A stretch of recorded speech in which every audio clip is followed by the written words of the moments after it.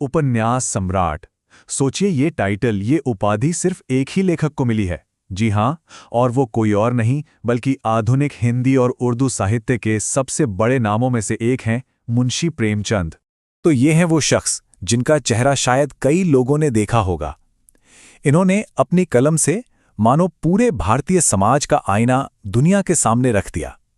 पर सवाल तो ये है ना कि आखिर उनकी कहानियों में ऐसा क्या था? मतलब ऐसा क्या खास था कि 100 साल बाद भी वो सीधे हमारे दिलों को छू जाती हैं?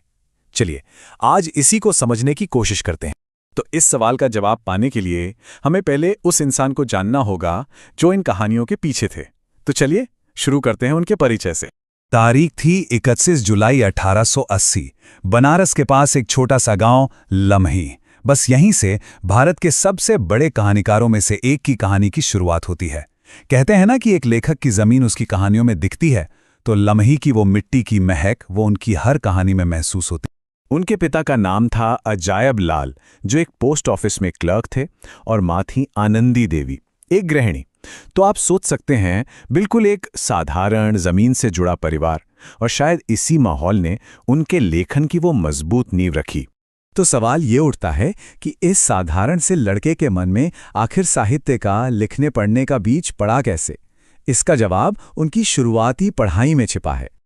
और यहाँ एक बहुत दिलचस्प बात है, उनकी शुरुआती तालीम शायद कोई सोचेगा हिंदी या संस्कृत में हुई होगी। नहीं, वो एक मौलवी साहब के पास हुई, जहां उन्होंने उर्दू और फारसी की बारीकियों को समझा।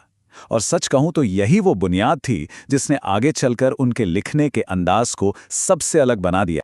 और इसी वजह से प्रेमचंद की कलम क्या हिंदी क्या उर्दू दोनों में बिल्कुल बराबर रवानी से चलती थी।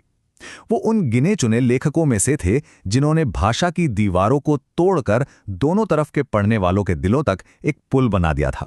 तो चलिए, तालीम तो हो गई, लेकिन एक स्कूल मास्टर से उपन्यास सम्राट बनने तक का ये सफर, ये कैसे तय हुआ? आइए देखते हैं। तो करियर की शुरुआत में प्रेमचंद एक स्कूल टीचर थे। अपनी नौकरी कर रहे थे, पढ़ा रहे थे।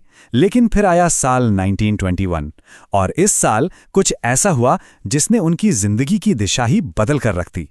वो दौर ही ऐसा था, पूरे देश में आज़ादी की लहर थी, और महात्मा गांधी की बस एक आवाज पर प्रेमचंद ने अपनी सरकारी नौकरी से इस्तीफा दे दिया और सीधे असहयोग आंदोलन में कूद पड़े।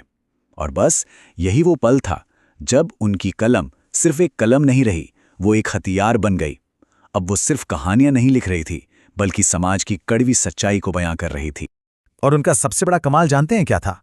उन्होंने नॉवल और शॉर्ट स्टोरी जैसे पश्चिमी फॉर्मेट तो लिए, लेकिन उनमें रूह, उनमें